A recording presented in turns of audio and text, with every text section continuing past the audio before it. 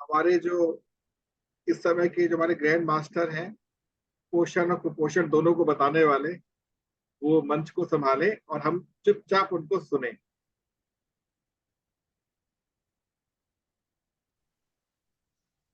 सभी को नमस्कार।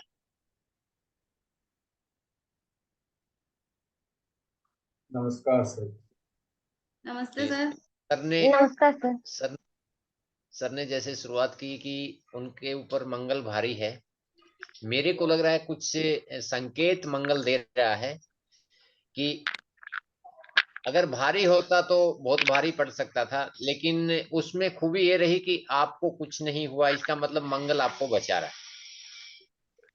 मैं कभी भी जब नुकसान हो जाता है ना, तो मैं घर पे आके ये बोलता हूँ, बहुत अच्छा हुआ कि मेरे 5,000 का नुकसान हुआ है। हो सकता था 1 लाख का हो जाता, तो जी। उससे बड़ा भी तो हो सकता था ना, उतना ही टाइम लगना है। तो कभी भी जब भी नुकसान जी, होता है तो सर, ऊपर वाले को धन्यवाद दो। बहुत बहुत धन्यवाद कि कब में आपने ही कट गया। थोड़े में हाँ। सलटा दिया। मैं यहाँ पर एक बात ऐड करना चाहूंगा जी महेंद्र सर। भाई, एक बात ऐड करना चाहूंगा।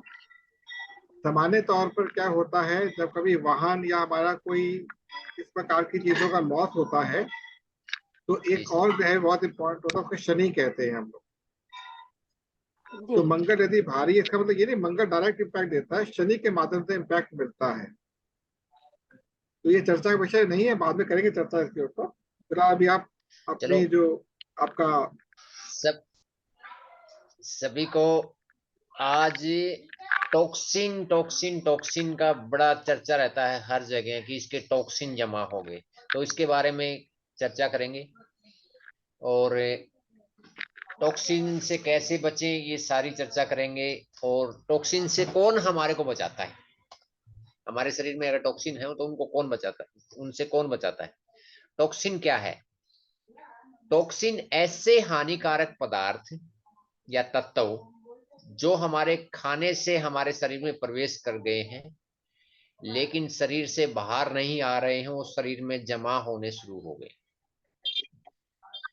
ये फलों से, सब्जियों से,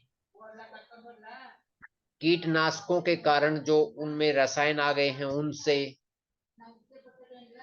प्रोसेस किए हुए भोजन से, लंबे समय तक दवाई का उपयोग करने से, और जो प्रदूषित हवा में हम सांस ले रहे हैं उससे, कुछ प्रदूषित पानी हम पी लेते हैं उससे, और महिलाएं जो बहुत ज्यादा सौंदर्य प्रसाधन का इस्तेमाल करती हैं उनसे भी हमारे त्वचा पे टॉक्सिन जमा हो जाते हैं।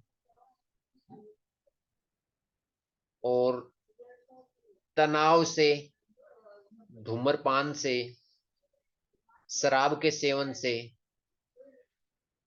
कम पोषण वाले भोजन खाने से, जिसमें पोषक तत्व कम है वो भोजन खाने से, ये जितने भी कारण हैं, इन कारणों से हमारे शरीर में टॉक्सिन जमा हो जाते हैं। खाना बहुत अच्छा खा रहे हैं लेकिन टेंशन में आके खा रहे हैं तो टॉक्सिन जमा होंगे, क्योंकि खाने का जो नेक्स्ट प्रक्रिया है वो कंप्लीट नहीं होगा। तो जो टॉक्सिन हमारे शरीर में जमा है उन्हीं से फ्री रेडिकल जन्म लेते हैं। फ्री रेडिकल जो हमारी लिपिड प्रोफाइल होती है एक शरीर की, उस पे विपरीत असर डालते हैं, कई समस्याएं पैदा करते हैं। टॉक्सिन जमा हो जाएंगे तो फिर क्या होगा, उससे हमारे फ्री रेडिकल जिनका कोई शरीर में यूज नहीं है, बस वो पड़े रहने हैं, वो बनने शुरू हो जाते हैं। और फ्री रेडिकल हमारे शरीर पे क्या असर डालते हैं, शरीर हमेशा थकान में रहेगा, थके हुए जैसे महसूस करेंगे, मोटापा बढ़ेगा, हार्मोन्स का अनबैलेंस होगा, स्मरण शक्ति पे असर पड़ेगा, नींद कम आएगी, हृदय संबंधी बीमारी हो सकती है, और कैंसर तक, अगर ये फ्री रेडिकल बढ़ते हैं तो कैंसर तक का जिम्मेवार यही है। तो ये टॉक्सिन और फ्री रेडिकल की बात हो गई। फ्री रेडिकल का सबसे बड़ा असर ये होता है कि हम 27 की उम्र में 57 के दिखते हैं। फ्री रेडिकल जब बढ़ते हैं तो हमारी उम्र जो होती है रियल, वो बहुत ज्यादा दिखती है। फ्री रेडिकलों से होने वाली हानि से बचने के लिए हमारे को क्या करना पड़ेगा? सही उचित मात्रा में एंटीऑक्सीड,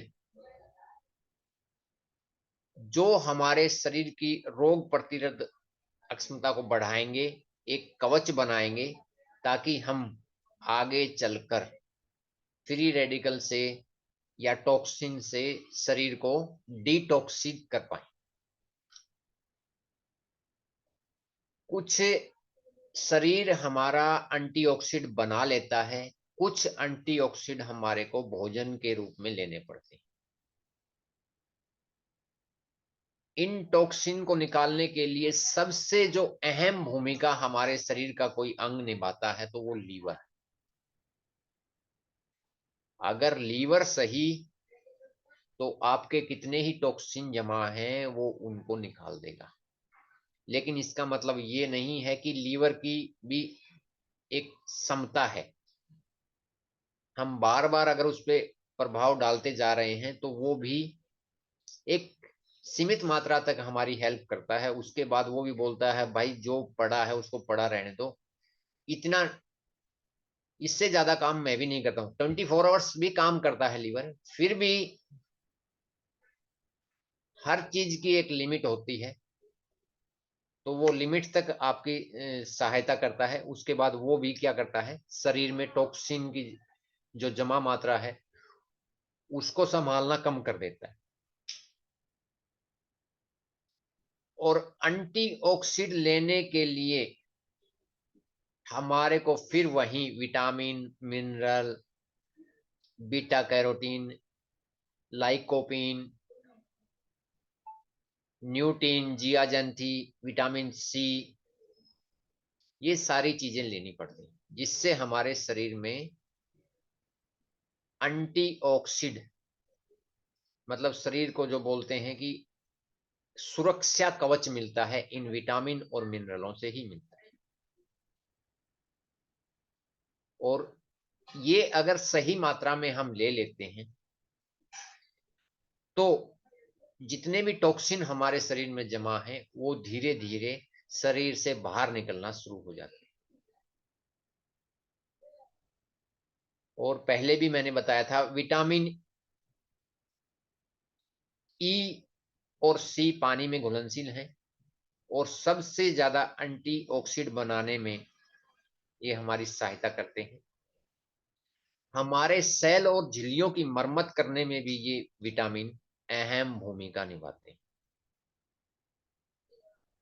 लाइकोपिन, जो मैंने जिक्र किया है अभी, लाइकोपिन के स्वास्थ्य लाभ हैं कि ये हमारे शरीर के जो कैंसर सेल हैं उनको भी बढ़ने से रोकता है लाइकोपिन। टमाटर, टमाटर में ये सबसे ज्यादा पाया जाता है। कुछ विटामिनों का मैंने पहले जिक्र किया है, उनकी कुछ ये एक्स्ट्रा जो जानकारी थी वो छूट गई है, वो आगे इस कोर्स में आती रहेगी। मैंने बाद में देखा कि आगे भी मैंने उन विटामिन मिनरलों की डिटेल में ये बना रखी है, तो वो धीरे धीरे साथ साथ में आते हैं। लाइकोपिन का निर्धारित मात्रा 8 से 21 mg लेने से हमारे शरीर को जो लाइकोपिन की मात्रा है वो पूरी हो जाती है। और ये किससे मिलेगा? बहुत आसान है, बहुत आसान है। आप खाते भी हैं लेकिन उसको सही तरीके से नहीं खाते हैं। और वो लाइकोपिन का सबसे बढ़िया अगर स्रोत है वो है टमाटर। तो प्रतिदिन ज्यादा नहीं तो 2-3 बार में करके आधा केजी के आसपास आपको टमाटर खाने, 2 बार या 3 बार में करके। इससे लाइकोपिन की कमी आपके शरीर में जो आई है वो पूरी हो जाती है। और विटामिन सी भी पानी में घुलनशील है। और आंखों के लिए क्वेश्चन आपके पास पहले आया था कि आंखों के लिए हमारे को ल्यूटीन और जियाजंथी दो आवश्यक तत्व हैं जो आंखों को स्टोर में जमा होते हैं, उसी से हमारे को देखने में मदद मिलती है। तो आंखों के फ्री रेडिकल्स से बचाने के लिए और कंप्यूटर की या ब्लू किरणें किसी भी माध्यम से हमारी आंखों में आ रही हैं, उनके नुकसान को रोकने के लिए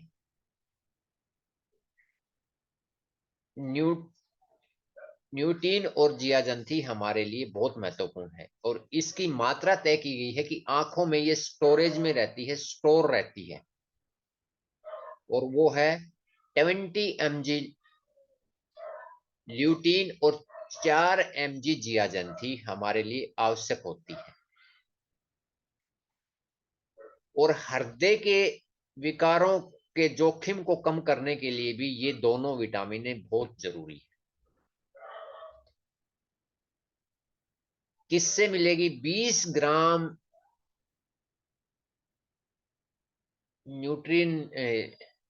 ल्यूटीन लेने के लिए हमारे को सिर्फ 3 kg गाजर की आवश्यकता होती है। और 3 kg गाजर खा लेंगे तो हमारा दूसरा खाना छूट जाता है। इसलिए ये, या इसको पूरा करने के लिए हम 40 संतरे रोज खा सकते हैं। संतरों में भी बहुत अच्छी मिलती है, मात्रा ज्यादा है। इसका मैं बहुत अच्छा आपको सॉल्यूशन बताऊंगा और बिल्कुल नेचुरल तरीके से बताऊंगा आगे चल, ठीक है? क्योंकि इनकी मात्रा इतनी ही है, हमारे भोजन में इतनी ही है, लेकिन हम लगातार बीच में हम छोड़ देते हैं। मतलब इनका 5% भी नहीं खाते हैं कंटिन्यू। इसकी वजह से ये धीरे धीरे कमी आ जाती है। नहीं तो ये स्टोर रहती है आंखों में। न्यूटीन और जियाजंथी स्टोर में रहती है, आंखों का स्टोर है, ये लिक्विड है एक तरह का। लेकिन स्टोर में तो तभी स्टोर होगा ना जब आप थोड़ा थोड़ा लेंगे हर रोज। हर रोज लेते ही नहीं है।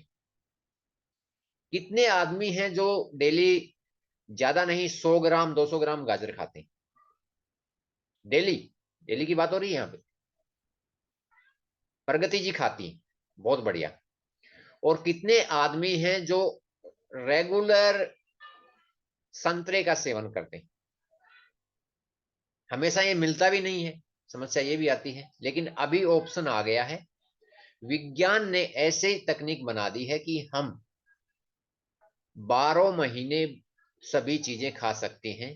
उनको कभी लिक्विड फॉर्म में, कभी फ्रेश फॉर्म में, कभी उनको पाउडर फॉर्म में। तो ये विज्ञान की ताकत आप लोगों के साथ है, इसका आप भरपूर यूज कर सकते हैं। बहुत सारे संतरे के पाउडर आते हैं, संतरे के रस से बने हुए, और उसको पानी में मिलाते हैं तो टेस्ट वही आता है जैसे हम संतरे का जूस पी रहे हैं। जैसे मार्केट में आता है, टैग करके आता है, तो उसका आप यूज कर सकते हैं। नींबू हमेशा रहता है, नींबू में भी काफी मात्रा में ये ल्यूटीन और जियाजंथी है। और न्यूट्रिशन सप्लीमेंट का मैं आपके साथ थोड़ा सा चर्चा करना चाहूंगा। इसमें मैंने ये इसमें ही कंटिन्यू कर रखा है, क्योंकि न्यूट्रिशन सप्लीमेंट अब लेना जरूरी हो गया है, क्योंकि हर आदमी पे वर्कलोड बहुत रहता है। वो मानसिक भी, शारीरिक भी, हर तरह से रहता है। तो हर आदमी अपने आप में एक फाइटर है, और फाइटर के पास अगर सारे पोषक तत्व नहीं होंगे तो वो बहुत देर तक नहीं लड़ सकता है। ये जानकारी मेरे को अभी आई है जब से मैंने कोर्स किया है। पहले मेरे को भी नहीं मालूम था। मैंने भी बहुत सारे शरीर के नुकसान कर चुकने के बाद समझ में आया। तो जिनका हो गया है उसका हम रिप्लेसमेंट नहीं कर सकते, लेकिन आगे उससे रिलेटेड बहुत ज्यादा आपको परेशानी आए, उससे आप बच सकते हैं। क्योंकि शरीर का कोई भी स्थिति को पलटाया नहीं जा सकता। अगर आपकी आंखें वीक हो गई हैं तो ऐसा कोई साधन नहीं है कि उनको वैसी ही कर दें जो आपके पास पहले थी। शरीर के कुछ विकार ऐसे हैं जिनको पलटाया नहीं जा सकता। हाँ, कुछ विकार ऐसे हैं जिनको रिप्लेस किया जा सकता है। जैसे किसी की स्मरण शक्ति कम हो गई है तो इसका सीधा सा कारण है कि उसके ब्रेन में पानी की मात्रा कम हुई है। अगर 2% भी पानी की मात्रा कम हो जाती है तो आपकी स्मरण शक्ति पे सीधा असर डल पड़ता है और आप तुरंत बेहोश हो सकते हैं। बॉडी की 2% की मात्रा की बात नहीं कर रहा हूं, बॉडी में तो अगर चेक करेंगे तो बहुत सारे लोगों का पानी का मात्रा बॉडी में 40% रहता है, जबकि एक स्वस्थ आदमी की बॉडी में पानी की मात्रा 55 से 65% तक होनी चाहिए। क्या आपको मालूम था ये बात? और पानी की मात्रा का जैसे ही जिक्र आता है तो हम क्या सोचते हैं कि पानी ज्यादा पिए। नहीं, पानी की कमी को पूरा करने के लिए आपको डायरेक्ट पानी पीने से आपके पानी की कमी पूरी नहीं होगी। उसके लिए आपको लिक्विड फॉर्म में जूस लेने हैं, दही का यूज करना है, दूध का यूज करना है। मतलब जितने भी लिक्विड आप ले सकते हैं ज्यादा से ज्यादा, वो लेने से आपके शरीर की पानी की कमी पूरी होगी। ऐसे नहीं डायरेक्ट आपने पानी पी लिया और बस अब तो ठीक है। पानी डायरेक्ट पिया हुआ आपके शरीर की सफाई के लिए काम आता है, न कि पानी की कमी को पूरा करने के लिए। तो अगर आपके शरीर में पानी की कमी है तो आप पपीता खाइए, आप वाटरमेलन खाइए,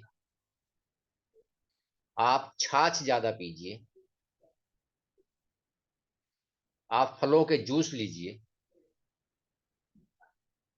तो उससे आपके शरीर में पानी की कमी की पूर्ति होगी। और जितने ज्यादा मोटे आदमी हैं उनमें सबसे ज्यादा पानी की कमी के कारण उनमें मोटापा रहता है, क्योंकि क्लीनिंग हो ही नहीं पाती।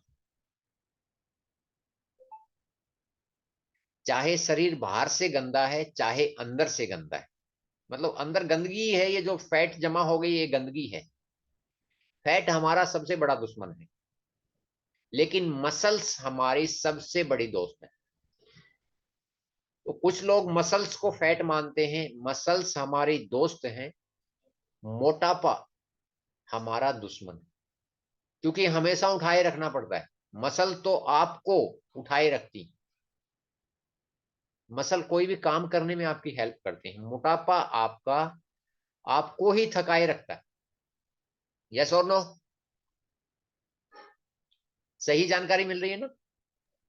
Yes sir. तो मोटापा जी। मोटापा आपका दुश्मन है और मसल्स आपका दोस्त है।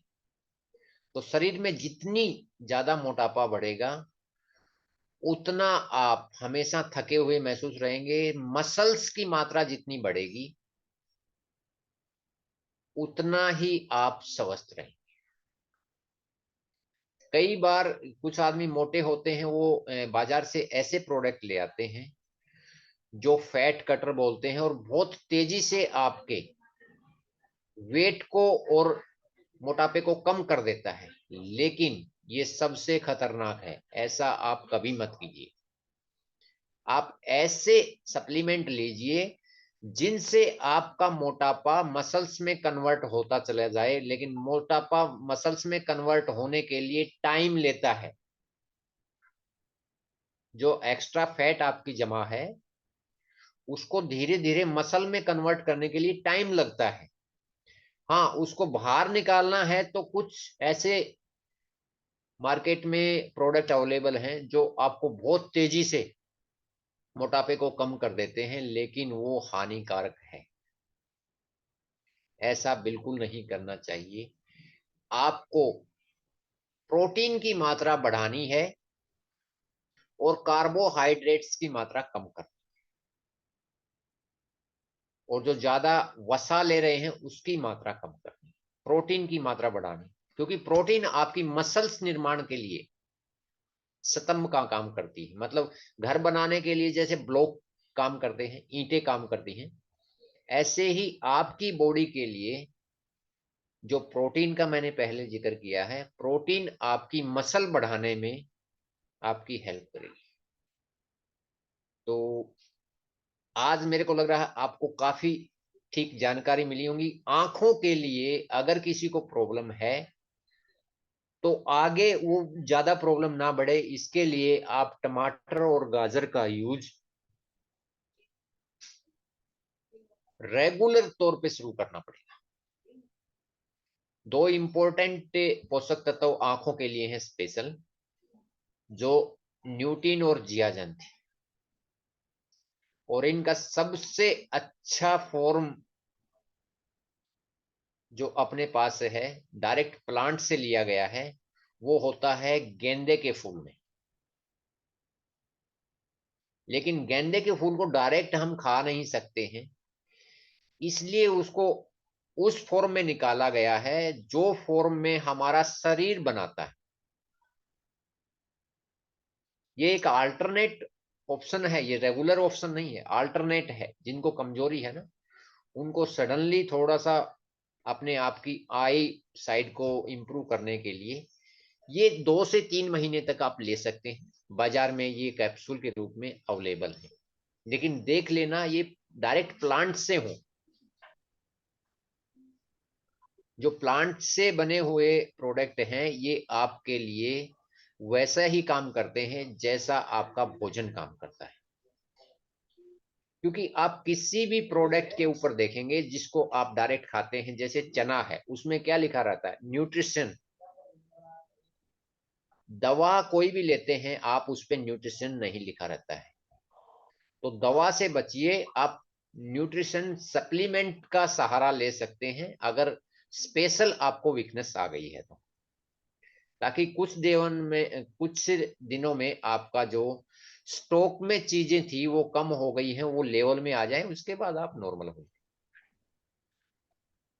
तो मेरा टाइम लगभग आज का जो आधे घंटे का था वो हो चुका है, और आपको लगता है कि स्वस्थ रहने के लिए कुछ मैं हेल्प कर पाया तो मैं अपने आप को सौभाग्यशाली समझूंगा।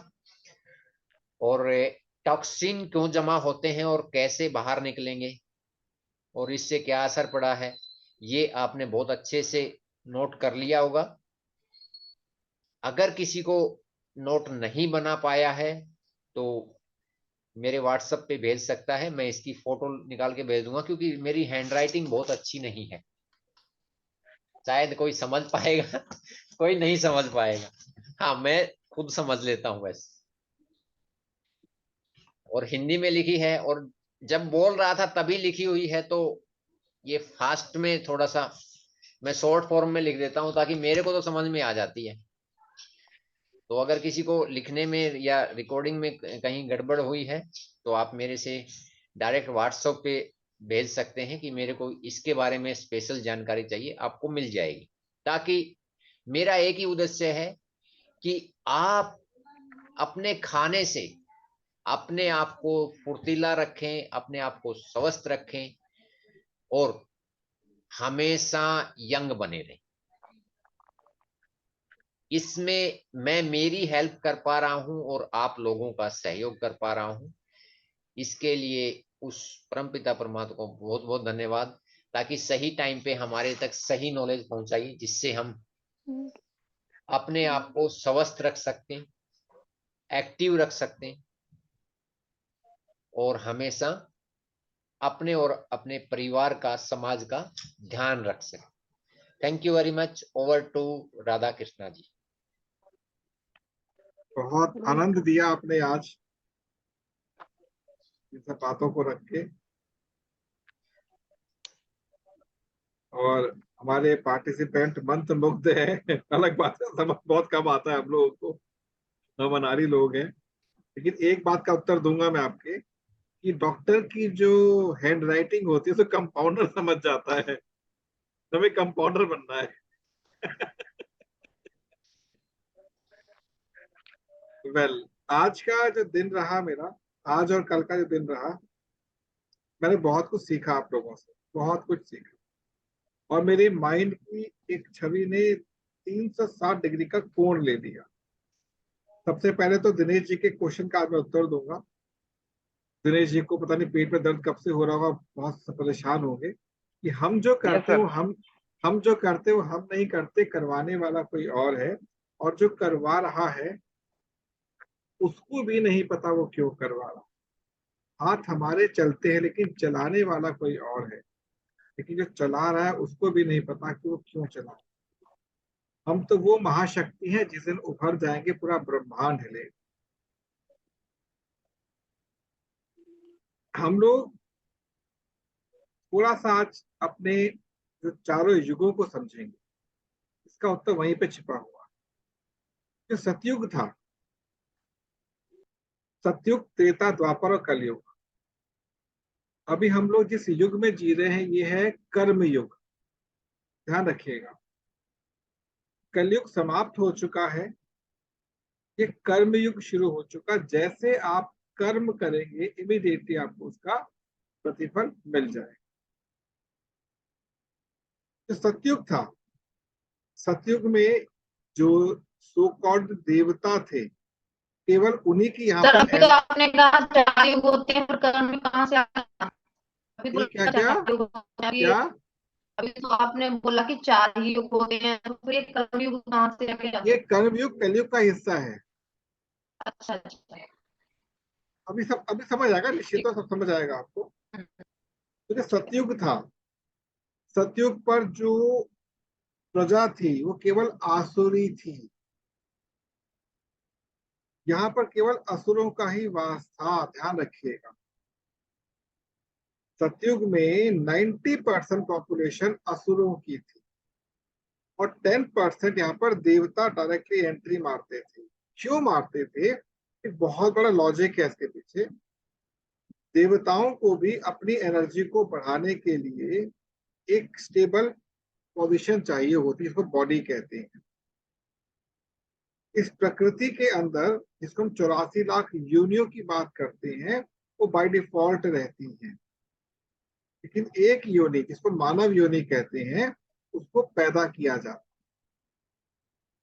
तो सत्युग जिसकी हम बात करते हैं वो टोटली, सत्युग जो था वो टोटली क्या था, असुरों की सत्ता थी। और देवता यहाँ पर आकर अपने कर्म करने का प्रयास करते थे। ब्रह्मा ऋषि मुनि भेजते थे, यहाँ पर मानव के रूप में ऋषि मुनि भेजा करते। ऋषि मुनि केवल एक ही काम करते थे, पंच तत्वों को जागृत करने का काम। ध्यान रखिएगा इस बात का।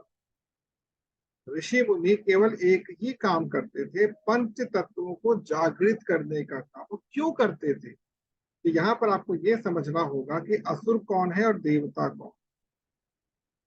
आपके बॉडी में जो 5 एलिमेंट हैं, यदि ये ईश्वरीय ऊर्जा से जागृत हो जाते हैं, ईश्वरीय ऊर्जा क्या है, मतलब पॉजिटिव एनर्जी से भर जाते हैं, तो ये देवताई प्रभाव दिखाएंगे। लेकिन अगर इनके अंदर ये शक्ति नहीं है तो बाय डिफॉल्ट क्या बन जाएंगे, असुर बन जाएंगे, मतलब असुरी शक्तियां दिखाएंगे। इसीलिए लगातार 7 बार बड़े बड़े लेवल पर यहाँ पर देवताओं को आना पड़ा। कभी कच्छप अवतार, कभी वराह अवतार, कभी राम अवतार, कभी ये आते रहे। राम जो थे वो त्रेता में आए थे। अब यहाँ पे पता होना चाहिए आपको कि राम जो थे वास्तव में उनका जन्म कैसे हुआ। तो राम जो थे वो सूर्य की ईश्वरीय कंप्लीट ऊर्जा लेकर, विष्णु का स्वरूप लेकर एक मानव रूप में यहाँ पर आए थे।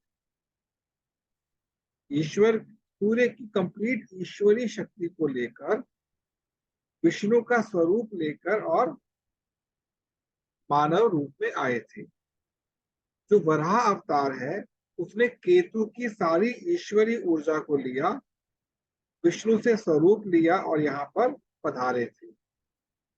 नरसिंह जो थे उन्होंने मंगल की सारी ईश्वरी ऊर्जा लेकर, विष्णु का स्वरूप लेकर और यहाँ पर लीला रचने आए थे। तो यहाँ तक तो आप कौन आ गए, देवता लोग। लेकिन यहाँ पर जो कॉन्सेप्ट था सत्युग में वो केवल था यज्ञ का, मतलब पंच तत्वों को जागृत करना। अब जब त्रेता प्रारंभ हुआ तो यज्ञ के साथ क्या क्या ऐड हो गया, क्योंकि जब त्रेता था तो 75% जो शक्तियां थी वो किसकी थी, असुरों की, और 25% का एरिया कवर कर लिया था देवताओं ने।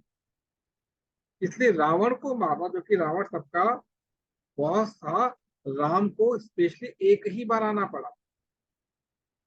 त्रेता में यदि अवतार कहते हैं कि राम का कहते हैं, और कोई अवतार यहाँ पर काउंट नहीं होता, बल्कि परशुराम भी थे और तो साधना में चले गए।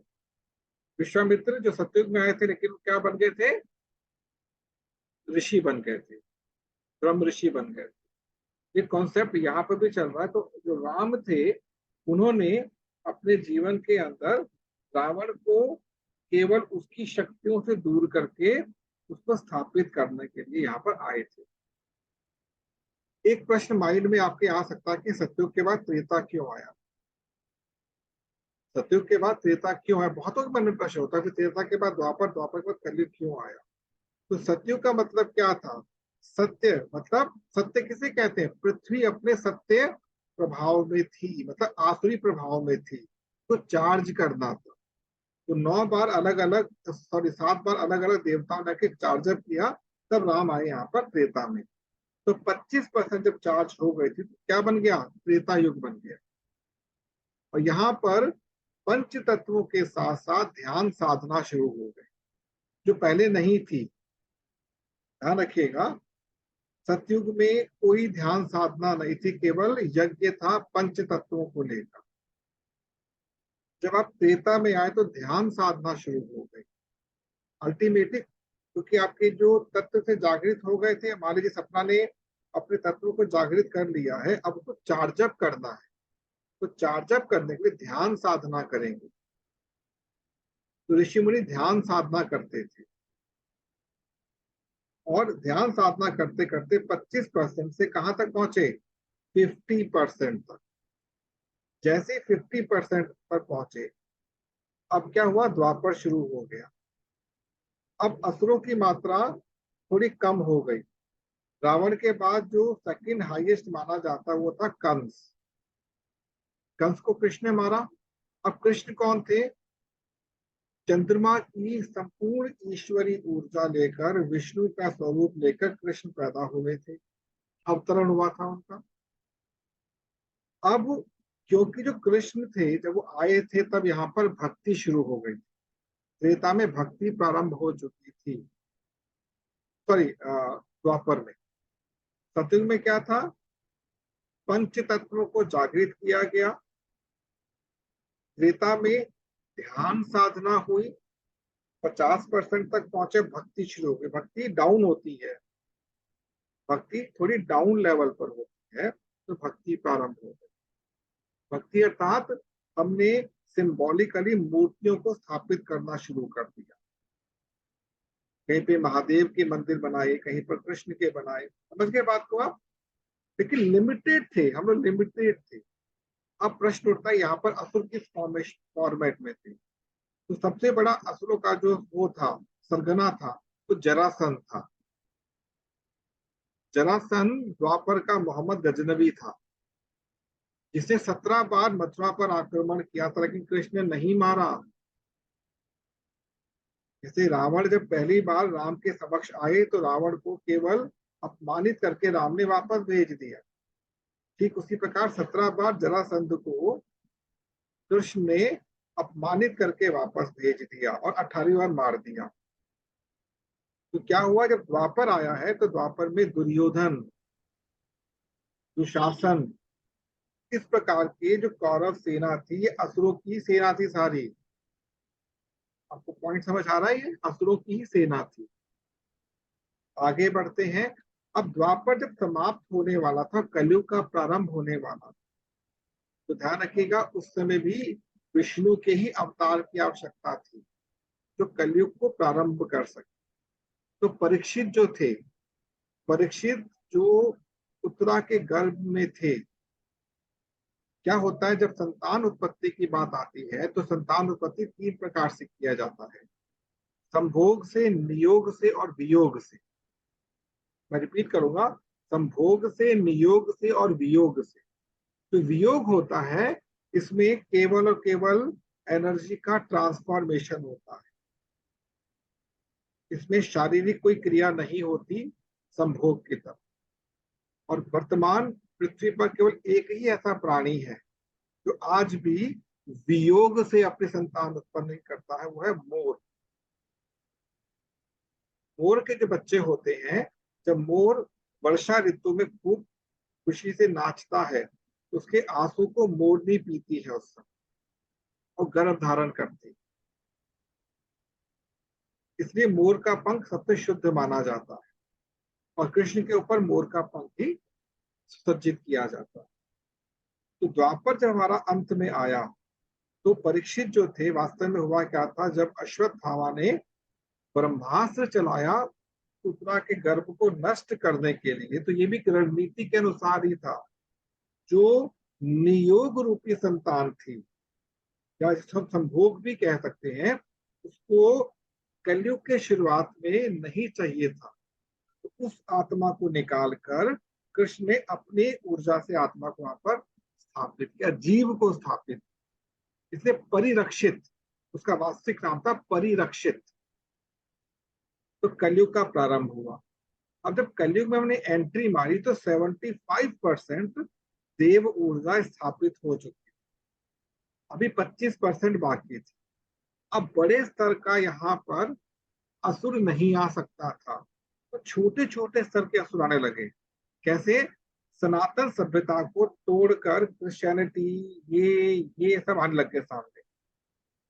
आज की डेट में लगभग 90% देव ऊर्जा धरती पर स्थापित हो चुकी है, 90%। केवल 10% रह गई असुरी ऊर्जा, जो आपको बहुत भ्रमित कर रही है, चारों ओर भ्रमित कर रही है। इसी में आंसर निकल के आता है कि जो हमारे एलिमेंट हैं, हमारी बॉडी में जो 5 एलिमेंट हैं, उसकी जो ऊर्जा है वही सारे कार्य करवा रही है। समझ गए बात को? ये छिपी भी ऊर्जा है, क्योंकि अब क्या होने वाला है, ठीक कुछ वर्षों के बाद, लगभग 20 वर्षों के उपरांत, इसी पृथ्वी पर सत्युग की स्थापना होने वाली, अर्थात जो 10% आसुरी शक्ति है टोटली समाप्त हो जाएगी और कंप्लीट असुर जो है, आसुरी ऊर्जा, ये पाताल में स्थापित कर दी जाएगी। एक थोड़ा डिफरेंट टॉपिक हो जाएगा। और यम के 7 द्वार बंद हो जाएंगे, जो मृत्यु के ना, मृत्यु के द्वार जिसे कहते हैं, ये 7 द्वार बंद हो जाएंगे। और इसे कह सकते हैं, उसका नाम भूल रहा हूं मैं, वैभव के 6 द्वार खुल जाएंगे। यम के 7 द्वार बंद और वैभव के 6 द्वार खुल जाएंगे, अर्थात 6 दिशाएं मानी गई हैं मूल रूप से, 6 ऋतुएं मानी गई हैं मूल रूप से। ये सब के सब आपके लिए क्या बरसाएंगे? प्रसन्नता। और पूरी पृथ्वी पर जितने भी आपको देश दिख रहे हैं, ये सब एक खंड में स्थापित हो जाएंगे, इसको हम कहेंगे सनातनी खंड। ये मैं नहीं कहता, ये हमारे शास्त्रों में विदित है। तो हम जो करते वो हम नहीं करते, तत्वों के साथ बैठी हुई ऊर्जा करवा रही है। और साथ में जिसने आपको यहाँ पर भेजा है, जो आपके ईष्ट हैं, आपके जो पूर्वज हैं, वो आपसे उस दिशा में कार्य करने के लिए बोलते हैं। हमें नहीं पता होता, सूक्ष्म हम नहीं जानते। तो आप अपने आप को सदैव इस बात को लेके निश्चिंत भाव में रहा करें कि आपके साथ सदैव कोई ना कोई ऐसी शक्ति विराजमान है जो आपको सही दिशा में लेकर जा रही है। आप लोगों ने सूर्य ग्रहण जरूर देखा होगा। सूर्य ग्रहण जब ग्रहण समाप्त करता है तो एक रिंग बनती है। देखिए रिंग आप लोगों ने, सूर्य ग्रहण जब समाप्त होता है एक रिंग बनती है, उसको कोरोना कहा जाता है, कोरोना। शायद नहीं पता होगा आपको। कभी देखा आप लोगों ने कोरोना को? नहीं ये सर। सर नाम सुना है, देखा है, ये नाम भी सुना है। चलिए 1 सेकंड दीजिए, मैं आपको इसकी इमेज दिखाई देता हूँ।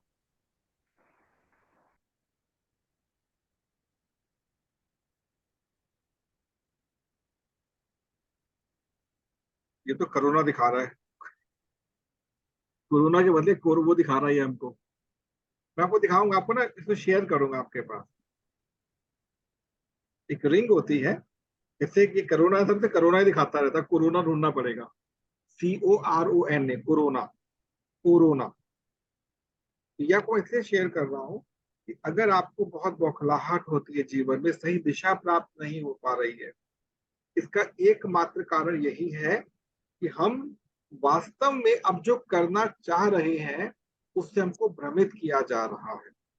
शिक्षा ध्वस्त हो चुकी है। अगर देखें आप तो पूरे विश्व में शिक्षा का बहुत बुरा हाल चल रहा है, क्योंकि वास्तविक शिक्षा विलुप्त हो चुकी है, ज्ञान विलुप्त हो चुका है, सब ऊर्जा में आ चुका है।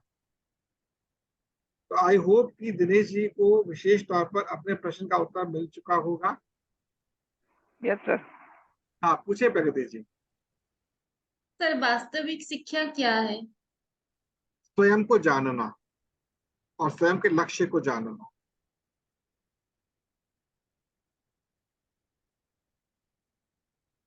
सर अगर मैं पूछूं कि स्वयं को जानना, वो कैसे? स्वयं को जानने के लिए आपको अपने मस्तिष्क को व्यस्त करना पड़े। तब इसका वही मैं आ रहा हूँ, वापस पॉइंट पर आ रहा हूँ। कल और आज में हमारे कुछ विशेष हमारे पारिवारिक बंधु हैं, आप ही लोग। मैं बैठा आप लोगों के साथ ये जानने के लिए कि कोर्स को डिजाइन करना है, और मुझे 2 ही दिन में ये बात प्रत्यक्ष रूप से समझ आ गई कि इस कोर्स वर्ड को जो हल्का करना है, एक तनाव सा बना हुआ कहीं ना कहीं हमारे माइंड में कि कैसे कोर्स बनाए, कैसे होता है। क्योंकि कोर्स बनाना बच्चों का खेल नहीं होता। हमें अपने स्कूल का जीवन याद है, कितनी मुश्किल से हम स्कूल को पार करके यहाँ तक पहुंचे हैं। हम जानते हैं, हमारा दिल जानता है। हाय वो मास्टरों की मार, हाय वो परिवार की टेंशन, मार्क्स को लेकर हम कितनी गालियां बकते थे। काश कोई टीचर मर जाए, कोई नेता मर, छुट्टी हो स्कूल में कम से कम। यस और नो, ऐसा होता था। मैं तो सोचती थी कि यस मैं सर। कब बड़ा हूँ और उस मास्टर को मैं मारूंगी। यस। हमें उस दिन बहुत प्रसन्नता होती थी जब हम लोग स्कूल जाते थे और असेंबली में शोक सभा मनाई जाती थी कि आज फला के पिताजी का देहांत हो गया, बहुत बहुत धन्यवाद, वापस घर। क्योंकि हमारी शिक्षा व्यवस्था को आसुरी शक्ति 10% बची हुई है, उन्होंने पूरा निचोड़ दिया है। और आपको मैं एक बार बता देता हूँ, केवल एक एक घंटा काफी है या एक दिन काफी है इसको कंप्लीट बदलने के लिए, केवल 1 घंटा। आप समझ गए? इतनी पावर धरती पर देवताओं की एकत्र हो चुकी है कि 1 घंटे में पूरी पृथ्वी को स्वर्ग बनाया जा सकता है। लेकिन जैसे कहते थे, जब माता पिता कोई विशेष कार्य कर रहे होते घर की मेहमानों के लिए, तो बच्चों को बाहर भेजते, बच्चे तुम जाओ खेलो कूदो जाओ। माता पिता अभिभावक कुछ इंपॉर्टेंट इश्यूज पे बात कर रहे होते, डिस्टर्ब कोई ना करे। उसी प्रकार से जो बड़े बड़े बुद्धिजीवी हैं, संत हैं, ध्यान रखिए, एक्चुअल संत और बड़े बड़े बुद्धिजीवी हैं, उनकी गुप्त मंत्रणा होती है, सूक्ष्म तौर पे काम करते हैं। बड़े बड़े योगी लगे हुए हैं इस काम को करने के लिए। तो आपको अब करना क्या है, ये आता है मूल प्रश्न। तो मैंने थोड़ा हल्का किया है, आप लोग केवल अपने सेशंस तैयार कीजिए। और एक चीज की आपको ये बात सोचनी होगी कि मैं किस दिशा में अपने आप को लेकर चलूं। अगर मैं बच्चों को पढ़ाने में इंटरेस्टेड, तो ये मुझे कार्य करना। यदि मैं किसी टॉपिक को पब्लिक के साथ शेयर कर सकता हूँ या कर सकती हूँ, वो मुझे करना। कोई एक चीज पकड़नी है, और क्यों पकड़नी है? मेरी बात का समर्थन कीजिएगा ऐसे, हम सभी लोग यहाँ पर मूल रूप से धन कमाने आए हैं, मूल रूप धन कमाने आए हैं, ठीक है। अब जब धन कमाने हम लोग आए हैं, तो धन आपसे क्या मांगता है? समय, धन क्या मांगता है आपसे? समय, परिश्रम, नहीं। समर्पण, डेडिकेशन, ऊर्जा, हाँ जी, समर्पण, ऊर्जा, डेडिकेशन, समर्पण। समर्पण काफी क्लोज है। समर्पण मांगता है, तपस्या मांगता है, जो हमारे अंदर है ही नहीं। तो महेंद्र भाई बहुत अच्छा बता रहे हैं, ऑनेस्टली जो इनकी लेवल है बहुत अच्छा बता रहे हैं, लेकिन कहीं ना कहीं वो तपस्या की कमी है अभी, क्योंकि बचपन से जो उनकी लाइफ स्टाइल चली वो तपस्या को उसने उस लेवल पर नहीं उठाया। स्टिल ये बहुत अच्छा कर रहे हैं। तो आप लोगों को कंटेंट राइटिंग जो काम था उस पर फोकस करना है। उस समय के लिए आप ये भूल जाइए कि आपको सेशन संभालने हैं। जो मैं आपसे 2 घंटे की बात कह रहा हूँ, ये 2 घंटे आपको किस प्रकार से इन्वेस्ट करने हैं ये आपको सोचना ही होगा। जैसे मान लीजिए प्रगति जी की बात करता हूँ, प्रगति जी कह रही है मैं बच्चों को पढ़ाने में इंटरेस्टेड हूँ, बहुत अच्छी बात है, यही आप काम कीजिए। सपना ने कहा कि मैं इस काम को कर सकती हूँ, प्लीज आप कैरी ऑन कीजिए। ममता जी ने कहा मैं ये काम कर सकती हूँ, प्लीज कैरी ऑन कीजिए। लेकिन इस मंच को हमें संगठित रूप से आगे बढ़ाने के लिए एक दिशा का चयन करना आवश्यक है, क्योंकि आप लोगों का कैलिबर पता लग गया मेरे को। अभी सारे ढक्कन बंद है, सारे ढक्कन बंद है। अब जैसे आप लोग कभी कभी बात करते हैं मेरे से, सोचते हैं कि मेरे को तो बहुत कुछ आता है, मुझे कुछ नहीं आता अभी। मैं अंधों में काना राजा हूँ, ये आप मान लीजिएगा, अंधों में काना राजा, वो भी एक आंख में बहुत थोड़ा दिखता है मेरे को। तो सोचिए जब एक बूंद से इतना कुछ आपको प्राप्त हो सकता है, जब वर्षा होगी तो क्या कुछ मिलेगा। और ये वर्षा तब होगी जब आप लोग पात्र बनकर खड़े हो जाएंगे। एक लाइव एग्जांपल देता हूँ। ये आप लोग का सेशन होता है, मेरा एक सेशन चल रहा है पेशेंट्स के साथ। कभी आप उस सेशन को जाकर देखिएगा, फर्स्ट लेके और 11वें तक जाकर देखेंगे ना कभी आप, मुझे खुद नहीं पता कि पानी का स्वाद कैसे बदल जाता है, ठंडा पानी कैसे हो जाता है, मैं नहीं जानता, ऑनेस्टली कह रहा हूँ। और सबके साथ, कोई मैसूर में, सॉरी कोई उड़ीसा बैठा है, कोई कहीं बैठा है, कोई कहीं बैठा है, और सबको सेम टेस्ट मिल रहा है। मैं तो कुछ नहीं कर सकता ना, मेरे पास ताकत तो नहीं है ना, पर वो चीज हो रही है। मीन्स कुछ ना कुछ मेरे साथ ऐसा है जो आप लोगों के लिए विशेष तौर पर बना हुआ। आप लोग को ये सोचना है कि मेरे पास क्या नहीं है, उस पर फोकस नहीं करना, जो है उसको डेडिकेटली शेयर करना है पब्लिक, डेडिकेटली लगातार काम करना। कभी भी हमें किसी और से तुलना नहीं करनी। ये मेरा अनुभव है पिछले 2 दिनों का, केवल जो मेरे पूरा थ्री मतलब 360 डिग्री पर टर्न हो गया बिल्कुल। उसके बाद बिल्कुल नए सिरे से हमें अब एक योजना बनानी है, जहां तक इस मंच को आगे संचालित करने की बात। एक बहुत सिंपल तरीका सिखा रहा हूँ। अब आप लोग को बिल्कुल निश्चिंत हो जाना है, क्योंकि अभी मैं करूंगा क्या, बीच बीच में कभी कहीं किसी के साथ बैठूंगा, कभी किसी के साथ बैठूंगा, सुझाव लूंगा। और कोर्सेस में बना रहा हूँ, आपको कोर्सेस बने बनाए मिलेंगे, बनी बनाई स्लाइड्स मिलेंगी, केवल पकना है उसको। ये तो कर सकते हैं ना हम लोग, ये तो आसान है कि नहीं है। यस सर, हर आसान, चीज जैसे पूरी पुस्तक बन जाएगी आपके लिए, यस सर, कंप्लीट पुस्तक होगी, आपको केवल पुस्तक को पढ़ना है और सुना देना है। इतना सही काम आप करना है। शुरू के 12 सेशंस जो मैं ले रहा हूँ, ये प्रिलिमिनरी सेशन होंगे, टॉपिक डिफाइन मैंने कर दिए हैं। अब जब वो व्यक्ति हमारे सेशन में आगे आएगा, कंटिन्यू करता है, तो हर एक सेशन के कम से कम 5-5, 6-6 क्या होंगे, लेसन होंगे, डिटेल्ड में होंगे। आपने क्या किया, उसको पढ़ लिया और वही लोगों को बता दिया।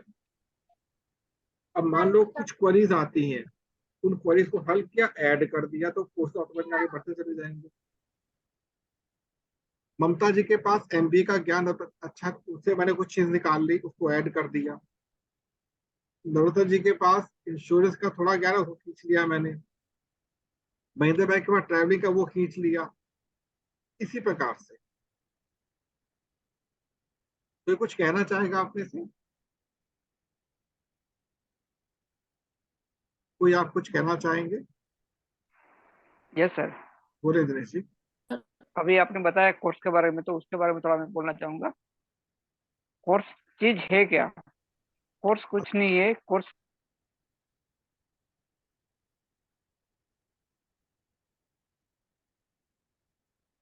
बोलिए बोलिए। वही, और वो जो हमारे दिमाग में कोर्स बनता है, वहां से में आउटपुट बाहर निकलता है, तो उसको ही कोर्स सर कहते हैं। बिल्कुल यस आपने ठीक सर। बोला है, बिल्कुल आपने ठीक बोला है। कोर्स मतलब क्या है? एक समय अवधि के बीच में दिया गया कंटेंट, अगर उसको हमने एक सिस्टमैटिक फॉर्मेट दे दिया, कोर्स बन गया। उदाहरण के तौर पर मैं मैथमेटिक्स पढ़ रहा हूँ, अब लेवल है 10th क्लास का, तो मैंने क्या किया, कुछ टॉपिक्स को ABCDEFGHIJ, ये टॉपिक्स इकट्ठे किए, इसके बारे में लिख दिया वन बाय वन। ये मैथमेटिक्स का कोर्स बना क्लास 10th के लिए, काम खत्म, यही कोर्स। लेकिन अभी आपको इस पर ना जाकर सेशंस पर जाना है कि मैं 5 सेशंस इस पर ले सकता हूँ, मैं 3 सेशंस इस पर ले सकता हूँ। समझ रहे? जैसे अभी महेंद्र भाई सेशंस ले रहे हैं अपने, आनंद आ रहा है, कुछ तो सीख रहे हैं हम लोग। हाँ, उनका 100% ज्ञान हम नहीं ले पाएंगे, लेकिन 10% में घुस गया तो बहुत है हमारे लिए। आज जो बताया टॉक्सिन्स के बारे में, बताया टॉक्सिन्स बहुत बड़ी चीज होती है, और डिटॉक्सिफिकेशन करने का सबसे अच्छा तरीका क्या होता है? सैलेड खाइए, खूब सैलेड खाइए। सलाद जो होता है वो डिटॉक्सिफिकेशन में काफी फायदा करता है, फाइबर बहुत होता है उसके अंदर। रॉ फूड खाइए, बहुत फायदा करता है, वन ऑफ द वे। तो हमें अब शनिवार से क्या करना, ये तो कंटिन्यू चलेगा ही चलेगा, मेरा सेशन भी कंटिन्यू चलेगा। आप ऐसे कोशिश करें कि अपने लिए टॉपिक चूज करें कि किस टॉपिक पर आप सेशन ले सकते हैं, छोटे बच्चों का टॉपिक या बड़े लोगों का टॉपिक, इतना चूज कर लीजिए बस आप लोग, क्योंकि हम लोग इसको कंटिन्यू रखेंगे। हमें अर्निंग करनी है, अर्निंग के लिए ब्रेन का खुलना आवश्यक है।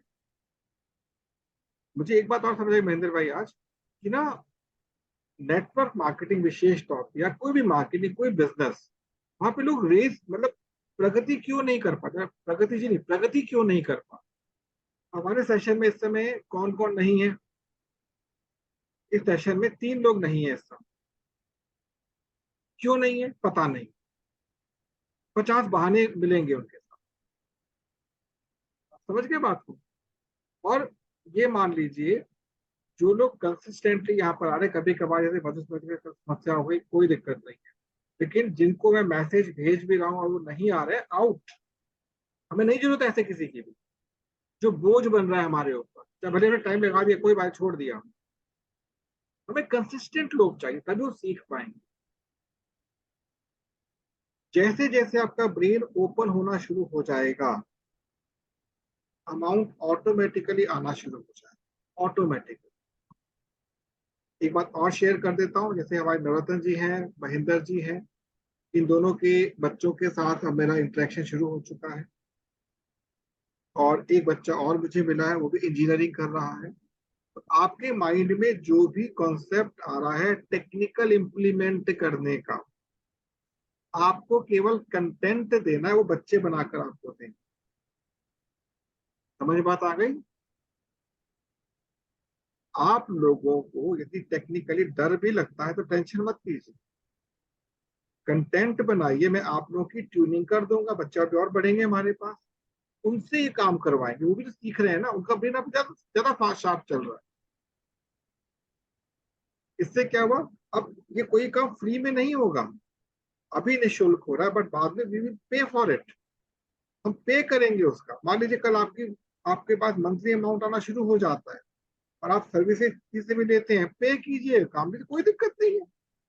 उसका कॉन्फिडेंस बढ़ेगा, मेरे को पेमेंट आ रही है, उसका कॉन्फिडेंस बढ़ेगा। आपको बात समझ आ गई जो मैं कहना चाह रहा हूँ सभी लोगों को? कोई डाउट तो नहीं है किसी को? प्लीज, कोई भी डाउट हो मेरे से पूछ सकते हैं। No sir. जी पूछे नौता जी। मेरे को डाउट नहीं है सर। नौता जी, कल हम लोग साथ कल बैठेंगे, ठीक है? आपके ओके सेशंस सर। तैयार करने साथ बैठेंगे। ममता जी मैं आपके साथ शनिवार को बैठूंगा, मेरे साथ ओके। ठीक है, हम शनिवार को बैठेंगे। रितांजलि जी आपके साथ कब बैठने का अवसर मिलेगा?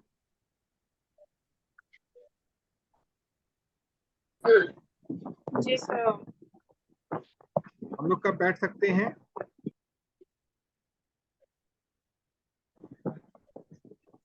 सर कभी भी हम उसके लिए ठीक। टाइम निकालेंगे। 1 घंटे का समय आप कभी भी बैठ निकालिएगा। सकते हाँ जी, हैं। जी सर। आपको 1 घंटे का समय निकाल के मुझे मैसेज कर दीजिएगा, तो हम लोग फिर बैठ जी। सकते हैं, ठीक है। मतलब 12:15 से और 1 के बीच के टाइम छोड़ दीजिएगा, उससे पहले और उसके बाद में बैठ सकते हैं। आप मैसेज करेंगे, बात हो जी। जाएगी। जी। मधुस्मिता जी कब बैठा जा सकता है आपके साथ? हाँ, जैसे आपको सर, जैसे जब फ्री होंगे तो बात कर सकते हैं सर। चलिए ठीक है। अनीता जी आप बताएं आप प्लीज। मैसेज कर दीजिएगा सर, तो मैं फ्री हो जाऊंगी। ठीक है ठीक है ठीक है। उससे ओके पहले ना आप एक काम कीजिएगा कि आप अगर कोई आपके पास कोई फोकस्ड एरिया है तो बता दीजिएगा, हाँ। वरना फिर हम साथ बैठकर डिसाइड करेंगे, जी सर। ठीक है। अनीता जी आप बताएं प्लीज। Ji sir.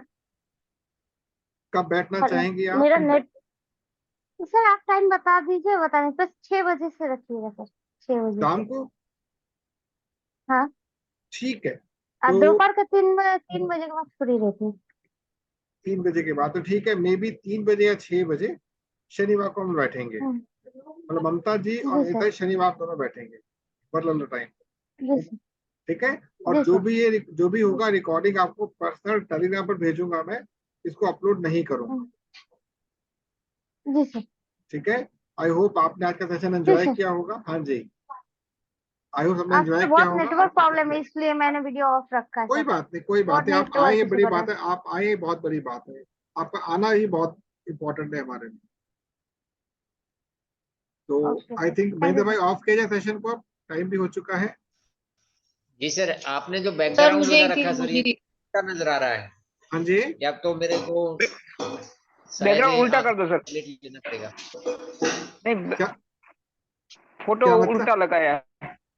आपके बैकग्राउंड से हमको उल्टा दिख रहा है, जैसे चश्मा या ग्लास से देखते तो सही दिखेगा, ऐसे आ रहा है किस मेरे जगह से। आपको बैकग्राउंड उल्टा दिख रहा है आप लोगों को? Yes sir. ये सर। मुझे सीधा दिख रहा ये है। सर सर मैंने भी ध्यान दिया। एक सेकेंड एक सेकेंड एक सेकेंड, मैं भी देख लूं एक बार जरा। हाँ हाँ, आप ठीक कह रहे हैं, आप ठीक है। नो नहीं सर, सर, मेरे को तो अभी भी उल्टा ही नजर नो दिख सर, रहा नो है। सर। अभी अभी उल्टा भी दिख रहा उल्टा है। है सर। अभी बताएं। अभी तो वही वही दिख रहा है सर। चलिए कोई बात है, दिखना दिखने दीजिए उसको। लेकिन हमको तो आप लेकिन मुझे वो सर सीधा दिख रहा है, मुझे सीधा दिख रहा है यहाँ ऑफ पर। ऑफ करके आप फुल सर वो करके चालू एक्चुअली करेंगे तो हो फ्रंट जाएगा। कैमरा ऑन होगा शायद, इसीलिए ऐसे दिख रहा है। आपने हाँ आप बहुत लोग अच्छा बना यस रखा यस है, यस। बहुत अच्छा बना रखा है। हम पढ़ भी पा रहे हैं, कोर्स बाय लिख रखा है आपने, हाँ। लर्निंग द लर्नर लिख रखा है, जी जी जी जी जी और हेल्थ डाइट लिख रखा है, विटामिन मिनरल लिख रखा है। जी जी जी जी। सर मुझे एक क्वेश्चन पूछना है। हाँ प्लीज पूछिए सपना जी। सॉरी सॉरी सॉरी, बताएं। सर आप बता रहे थे ना, अभी सतयुग आएगा ना, अभी बोले 20 साल बाद कलयुग का अंत होगा और सतयुग आएगा। आप बोल रहे हो उसमें 100% आओगे, ये देखेंगे। अब असुर अभी 10% हुए हैं, सब आपकी ना जाके हो आवाज जाएगी सारी। ऐसे आती है जैसे कि ऑल इंडिया रेडियो की आवाज आती है, cut cut cut cut cut cut cut cut. एक बार दिल्ली से परेशान हो रहा है, फिर रोहतक पकड़ जा रहा है। वही कह रहा वीडियो हूँ। ऑफ कर, वीडियो ऑफ करके बोलिए। तो भी सेव रहता है इनका। आप अपना देखिए नहीं, मैं सपना जी क्वेश्चन का चैट क्वेश्चन बॉक्स में लिख दीजिए। सुनिए, मैं इनका मैं क्वेश्चन समझ गया हूँ। सपना जी उत्तर सुन लीजिए इसका। नॉर्मली 20 साल का मतलब ये नहीं कि 20 साल बाद आपको सतयुग मिलेगा, यहाँ पे देवता मिलेंगे, ये नहीं होता। सतयुग का प्रारंभ होने का मतलब क्या, उसकी कंस्ट्रक्शन शुरू हो जाएगी। आप लोगों ने यदि महाभारत सुनी हो तो उसमें एक माया नगरी का वो आता है, संदर्भ आता है। माया नगरी बनाई थी घटोत्कच ने, अगर ध्यान हो आपको। तो अभी माया नगरी बनेगी पहले। विज्ञान इतना बड़ा प्रगति कर चुका होगा इस लेवल पर कि आपको चारों ओर माया नगरी के बड़े अच्छे अच्छे संदर्भ दिखेंगे। और 90% जो ह्यूमन बीइंग है वो बहुत बड़े भंग के नशे में सो चुके होंगे, बहुत बड़े भंग के नशे में। और जैसे कृष्ण ने मथुरा से द्वारका शिफ्ट किया था रातों रात, ऐसे ही सत्युग का प्रारंभ भी होगा। ये कंप्लीट अगर आपको नॉलेज चाहिए तो भागवत पढ़िए, सब कुछ क्लियरली लिखा हुआ है सत्युग से का प्रारंभ कैसे होने वाला है, क्लियरली लिखा हुआ है उसके अंदर, श्रीमद् नहीं भागवत। नहीं, ये आप बोल रहे थे असुर प्रजाति खत्म हो जाएगी, तो बोल रहे थे ना, हम पहले बताया कि सत्युग में जो 10%, मतलब वो जो देवता वाले थे, देवता 10% थे, असुर 90% थे। तो अभी बोल रहे कि सब 100% ही वो बन जाएंगे, देवता बन जाएंगे, देवता वाली वो आएगी। जो 10% असुर बचे हुए हैं हमारे अभी जो कलयुग में, अभी जो कर्मयुग चल रहा है, तो इसमें ये खत्म हो जाएंगे, ऐसा बोल रहे थे ना आप। तो उसके बिल्कुल बाद फिर क्या फिर से असुर आएंगे 90%? नहीं, ये मतलब नहीं है इसका। अर्थात ये है सत्युग एक ऐसा समय होगा जब जितने 5 एलिमेंट है ना वो पॉजिटिवली फुली चार्ज हो जाए, मतलब बैटरी पूरी चार्ज हो जाएगी उनकी, ये मतलब है। अच्छा। सपना मन ही मन खुश हो रही है कि राम आएंगे, कृष्ण नहीं आएंगे। नहीं नहीं नहीं नहीं नहीं, नहीं नहीं, ऐसा नहीं नहीं नहीं ये नहीं, सब ऐसा कुछ अरे नहीं, कुछ नहीं मजाक कर रही हूँ। ऐसा कुछ नहीं होने वाला। नहीं। असुर और कभी देवता का नहीं चलिए बनता। सुनिए, आप लोग को मैं अनाउंसमेंट करता हूँ, कभी मैं आपको भागवत सुनाऊंगा, एक ओके सर। भागवत कथावाचक बनूंगा आपके साथ। टेक्निकल भागवत कौन सी है समझाऊंगा, जी सर। आनंद आएगा। अभी मुझे एक क्वेश्चन महेंद्र सर से भी पूछना है कि रात को केला खाना शरीर के लिए अच्छा नहीं होता क्या? मतलब मुझे कई लोगों ने मना किया, मैंने गूगल पे देखा कई बार, तो बोला रात को केले खाने से कुछ नहीं होता। मुझे भी कोई नुकसान नहीं हुआ, लेकिन बोलते हैं रात को केला नहीं खाना चाहिए, नहीं होता है और ऐसा सर्दी कुछ नहीं। जुकाम होने पर खासकर नहीं खाना चाहिए, सब सर्दी लोगों के जुकाम के अपने कारण नहीं। अपने तथ्य हैं। कोई बोलेगा सुबह उठते ही केला नहीं खाना है, कोई बोलेगा शाम को नहीं खाना है। एक्चुअल में देखो, दिन ढलने के बाद खाना खाना स्वास्थ्य के लिए अच्छा नहीं है। तो कोशिश ये कीजिए कि आप 7 बजे अगर दिन ढलता है तो उससे पहले आप खाना खा लें तो बहुत अच्छा होता है स्वास्थ्य के लिए। और आप केला खा रहे हैं, अमरूद खा रहे हैं, ये आपकी खुशी है। कोई भी फल खाएंगे वो आपके लिए अच्छा ही है। हमेशा अपनी हाँ बॉडी के, ठीक है, अगर धन्यवाद। तुम्हारी शरीर तुम्हें ये कर रहा है तो खा लो, कुछ नहीं होगा। मेरे को भी नहीं होता है कुछ भी केला नहीं खाने से। कुछ नहीं होता मुझे तो, मुझे भी कुछ नहीं होता। सपना जी, मेरा भाई मना नहीं करता है, सपना नहीं जी, शाम के टाइम नहीं केला नहीं खाना चाहिए। मैं एक हाँ बात जी। ऐड कर देता हूँ नरोत्तम जी से पहले। केला एकमात्र ऐसा फल है जो कभी भी खाया जा सकता है, कभी भी, एकमात्र ऐसा फल।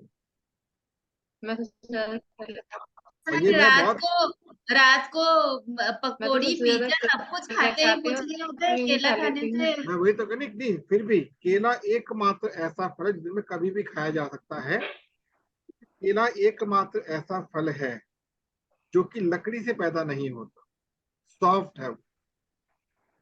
सर समझ गए? कफ होता है सुने सर केला कोई खाने कफ से नहीं होता, कोई रात के कफ समय। नहीं होता, ये सब मिथ्यावादी बातें हैं। बल्कि रात को केला लेकिन खाना सर अमृत माना जाता है। अच्छा हाँ अरे मैं केले केला खाती हूँ तो मुझे अस्थमा होता, प्रॉब्लम होता वो है। आपकी कुछ और प्रॉब्लम होगी, फिर वो केला समस्या नहीं है उसकी। सर जी ओह, केले की बात निकले तो एक बात बोलूं, जी, क्या केले खाने से तुरंत वजन बढ़ता है? केले में फैट बहुत अच्छी मात्रा में होता है, बट मोटा नहीं करेगा कभी आपको केला, कहीं मोटा नहीं नहीं वजन करेगा। बढ़ता है, नहीं, वजन तुरंत बढ़ता है। जरूरी नहीं है। ये देखिए बॉडी की स्ट्रक्चर पर डिपेंड करता है। मैं इसको नहीं मानता केला खाने से वजन बढ़ता है, मैं नहीं मानूंगा। वजन बढ़ने का कारण केला नहीं है, वजन बढ़ने का कारण आपके शरीर में जो फैट जा रहा है वो जमा हो रहा है। खून नहीं बन रहा है, फैट बन रहा है। अगर खून बॉडी बनाएगी तो आपका फैट कभी नहीं बढ़ेगा। सर जी ऐसी बात नहीं बोलो, क्योंकि सर ने जैसे एक कि बार पहले भी बताया था, जिस जानवर की खाल मोटी होती है, मतलब जो जानवर खाने से मोटा होता है, वो दूध नहीं बनता। तो यहाँ पे दूध अपना खून है। खून जिसको बनता है, जिसमें खून की कमी नहीं है, उसमें फैट नहीं बनेगा, वो कुछ भी खाए। आप मेरे को 1 साल तक केला खिलाइए, मेरे को मोटा करके दिखाओ ना। सर नहीं मोटापा का मैंने बोला, सर मोटापा का बात नहीं बोला। जैसे अभी क्या है, पुलिस के वालों को भर्ती होती है, तब वजन कम पड़ता है, तो क्या करते हैं, 1 डजन या 2 डजन केले खा के जाते और तुरंत वजन ज्यादा हो जाता है, तुरंत ही। बॉडी बॉडी पे एनर्जी हो वजन बढ़ जाएगा, पेट हाँ, फूल ये जाएगा। अब ऐसा सुनिए, Body- केले के ऊपर बहुत विस्तृत जानकारी प्रगति जी आपको परसों देंगी। ठीक है प्रगति जी, केले पर जी शोध सर। कीजिए, केले पर शोध कीजिए। और अनीता जी जो बोल रहे हैं कि मतलब अस्थमा है, तो महेंद्र सर जो आज केला डिस्कशन कारण नहीं है, केला कारण नहीं नहीं है। नहीं नहीं, वो टॉक्सिन के कारण है अस्थमा। अनीता जी का सोल्यूशन आपको दे दूंगा, निश्चिंत रहिए। इसका आपको इसका सोल्यूशन आपको मिल जाएगा, बताओ कैसे अच्छा दूर केले, होता है। अच्छा मैं केले के बारे में मतलब बताऊंगी, ठीक है। ढूंढो आपके ऊपर आपको परसों दर्शन केले के पड़ने लिए आपके किचन में अस्थमा अगर किसी को है तो आपके किचन में बहुत अच्छी चीज है, एक है दालचीनी। सर वो केला एक बार और ना मैं जो रामदेव बाबा दालचीनी के दालचीनी से कैसे होगा सर? दालचीनी शहद में डाल के ले सकते हैं आप। सर एक बार शहद के रामदेव संग बाबा खाली कहते हैं पेट। कि जो पतले लोग हैं ना, जो पतले हाँ। लोग हैं, वो सुबह 3 केला, दोपहर को 3 केला और शाम को 3 केला खाएंगे तो उनका वजन बढ़ेगा। तो मैं हस्बैंड को बोली कि मुझे ना सुबह 3 केला, दोपहर को 3 केला, शाम को 3 केला खाना। तो हस्बैंड बोले कौन बोला? मैं बोली रामदेव बाबा। तो उनको फोन करके कोरियर से मंगा लेना। एक्चुअली केला आपकी बॉडी में एक ही चीज देता है, जानते हो क्या है? स्टेमिना। यस, केले में बहुत स्टेमिना होता है, बहुत ज्यादा। फॉस्फोरस है, आयरन। केला औषधि है बहुत बड़ी, और जितना केला पुराना होगा उतना औषधि बढ़ती जाती है, केले कभी कीड़े नहीं पड़ते। सर अभी पड़ रहा है सर, केला पे कीड़ा हो रहा है। वो केमिकली से उगाया, उसको वो पकाया जा रहा है। जी यदि सर। एक्चुअल केला खाना है, बाजार से कच्चा केला लाओ, उसको किसी आटे के रस में रख दो, जो वो हाँ, पकता उसको है अच्छा पका के केला खाएं। होता है। हाँ। और आपको एक तरीका सिखा देता हूँ, केला कच्चा खाइए, ज्यादा फायदा करेगा आपको। सर वो कच्चा केला में लेकर चलिए सुनिए, आती हूँ। आप सुनिए, अब मैं माफी चाहूंगा, 9:15 हो चुके हैं, और प्रगति जी परसों के लिए बहुत सारी वो देगी डिटेल। सभी को ओके सर। नमस्कार। सभी को ओके सर, नमस्कार। नमस्कार। नमस्कार।